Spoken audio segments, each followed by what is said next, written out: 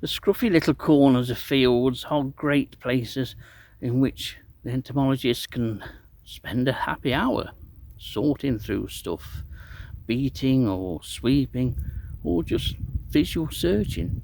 It's the visual searching aspect that I prefer. It's a more relaxed approach, but if you're prepared to diversify more away from butterflies and moths and seek out and take an interest in some of those other more neglected orders, like bugs for instance, many a happy hour can be spent in habitat like this, and you can still look for butterflies and moths and your other favourite orders at the same time.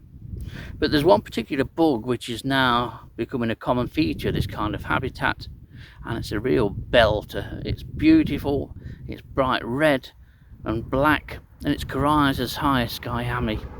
It's a fabulous little thing, I tell you.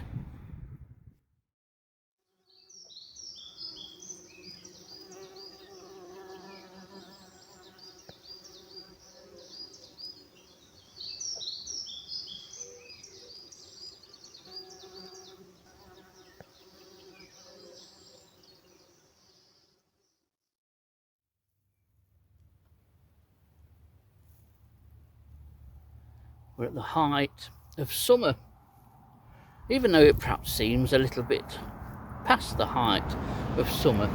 We've got some fine weather coming too, but once again I find myself sat in the corner of a weedy field, and it's produced the goods with one of our finest bugs, a species which a few years ago romped northwards through the UK at great pace, so much so that it's now common all over Nottinghamshire and presumably counties north of Nottinghamshire.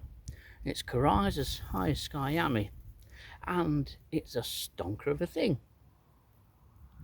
Now here's a little belter, and it's a species that's not been in Nottinghamshire that many years really, probably about 10-15 years or so, might not even be that. This is Corizus hyoscyami, and this is a bug, of course. This is another one of those species that I mention frequently that all of a sudden started raging through the country, really, northwards, after being found commonly in the south of the UK for many years. It reached and was recorded in Leicestershire just before we had our first here in Nottinghamshire.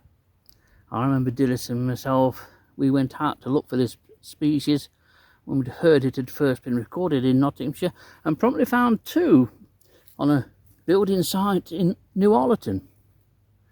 And it's become increasingly common, especially in the corners of weedy fields, those more unkempt places, and will often be found, as it is here, on milk thistle.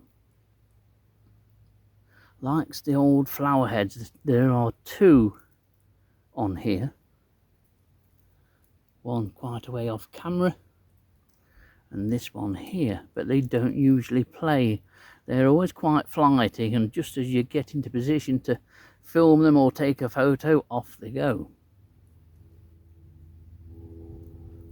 What a fabulous bug this is. And you can see the wing cases there, beautifully coloured in an orangey red and various black markings on, and the wings themselves appearing equally as dark. Top of the head is the same colour as those wing covers. What a super thing it is. So there's another one of those species again that always made you have a second look when you saw it in books or on websites. You looked at it and drooled over it.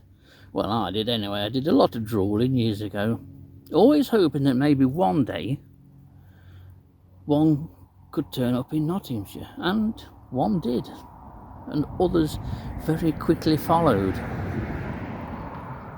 It's not a bug that you ever see in large numbers, just ones and twos occasionally.